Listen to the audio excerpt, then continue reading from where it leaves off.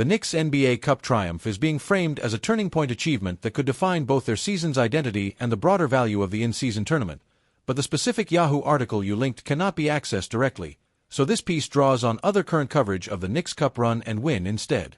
A long-awaited banner. For the first time since their 1972-73 NBA championship, the New York Knicks finally have a new trophy to raise into the Madison Square Garden rafters, courtesy of a 124-113 comeback win over the San Antonio Spurs in the NBA Cup Final in Las Vegas. OG Anunoby's 28 points and Jalen Brunson's 25 led the way as New York erased a double-digit deficit, turning what began as just another experimental in-season event into the franchise's most meaningful piece of silverware in over 50 years. This win does not carry the same historical heft as an NBA championship, but for a fan base starved of success, the Cup banner will symbolize the end of a drought and the beginning of a new competitive era. It confirms that last season's progress was no mirage, and that this roster, under Tom Thibodeau, is capable of performing under bright lights and playoff-style pressure in December. How the Cup run reshaped the Knicks. New York's path to the Cup was not a fluke. It was a series of increasingly high-stakes tests that hardened the team's identity. A commanding quarterfinal win over the Toronto Raptors in a hostile Scotiabank Arena set the tone, as the Knicks' dominant second quarter in that game showcased their ability to suffocate opponents with disciplined defense and controlled tempo on the road. In the semifinal, Jalen Brunson erupted for a season-high 40 points in a 132-120 shootout win over the Orlando Magic, proving that New York could keep pace in a track meet as well as grind out slower battles. By the time they faced Victor Wembanyama and the Spurs in the final, the Knicks had already experienced a series of playoff-like environments that demanded execution, composure, and late-game shot-making. Falling behind in the third quarter against San Antonio, then flipping the game with a suffocating stretch where the Spurs managed only 4 field goals in the period, was the crystallization of everything they'd been building: depth, resilience, and a defense-first identity that travels. Depth over hero ball. One of the most striking themes emerging from analysis of the Cup run is that the Knicks did not need a single, superhero-level performance to lift the trophy, and that balance may be the most frightening part of their profile for the rest of the league.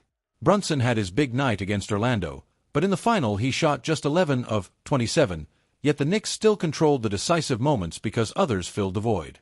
Anunoby's efficient scoring, Karl-Anthony Towns' timely offense, and Mitchell Robinson's relentless work on the glass, 15 rebounds, including 10 offensive boards in the Cup title game, underscored a roster built to win by committee rather than by riding a single star. That versatility showed up across the tournament. Different games belonged to different Knicks. In one, Brunson had to become a volume scorer. In another, the defense and bench production carried the night.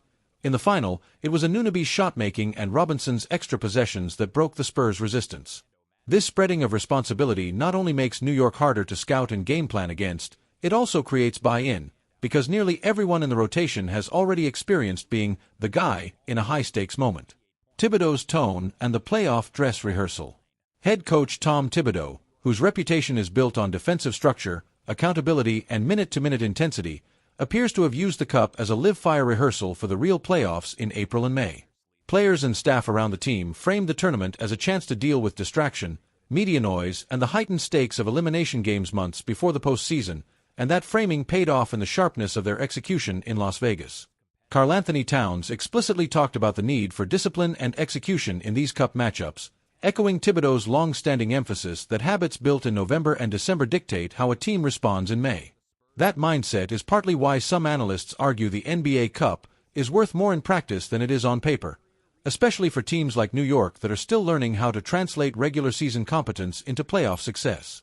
Winning 3 straight win-or-go-home style games, in different cities, against different types of opponents, gives Thibodeau a bank of film and a shared language with his roster that simple December box scores could never provide. What the Cup means for the rest of the season. No team hangs a championship banner in December, but the Knicks' Cup run has clearly shifted both internal expectations and external perception. Inside the locker room, the players leave Las Vegas with proof that their style, defense, depth, ball movement, and collective toughness can beat elite competition when the floor tightens and possessions slow down. On the outside, a franchise long defined by its failures and near misses now has a tangible modern success story to point to, one that will hang from the rafters as a visual rebuke to the idea that New York is perpetually waiting for next year. Perhaps the biggest question is whether this Cup title becomes a standalone highlight or the prelude to something greater. If it is the latter, the narrative around the inaugural generations of NBA Cup winners will change.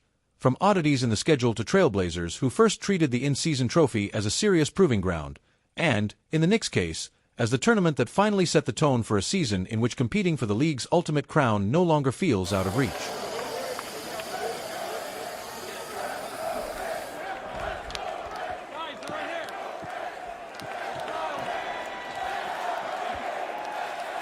Head coach Mike Brown.